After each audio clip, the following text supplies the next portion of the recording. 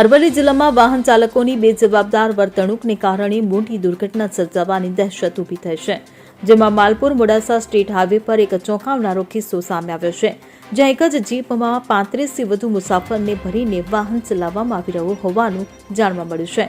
વાહન ચાલક માત્ર પૈસા કમાવાની લાલચમાં મુસાફરોના જીવ સાથે ચેડા કરી રહ્યા છે। જીપની અંદર છાપરા પર અને બાજુએ મુસાફરો જોખમી રીતે લટકીને મુસાફરી કરી રહ્યા છે। આ પ્રકારની બેફામ મુસાફરી ભૂતકાળમાં અનેક અકસ્માતનું કારણ બની ચૂકી છે અને કેટલાય નિર્દોષ લોકોએ જીવ ગુમાવ્યા છે।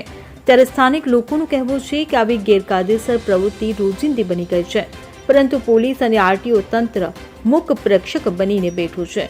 લોકોની સુરક્ષાને ધ્યાનમાં રાખી તંત્રએ તાત્કાલિક આવા વાહન ચાલકો સામે કડક કાર્યવાહી કરવી જોઈએ અને નિયમોનું ઉલ્લંઘન કરનારાઓ સામે દંડાત્મક પગલાં લેવા જોઈએ। જો આવી કાર્યવાહી નહીં થાય તો ભવિષ્યમાં મોટી દુર્ઘટના સર્જાવાની શક્યતા નકારી શકાતી નથી। Bureau report CN24 news. હવે જુઓ દેશ દુનિયાની તમામ ખબરો તમારી આંગળીના ટેરવે। ઉઠાવો મોબાઈલ અને Google Play Store પરથી ડાઉનલોડ કરો અમારી CN24 ન્યૂઝ મોબાઈલ એપ।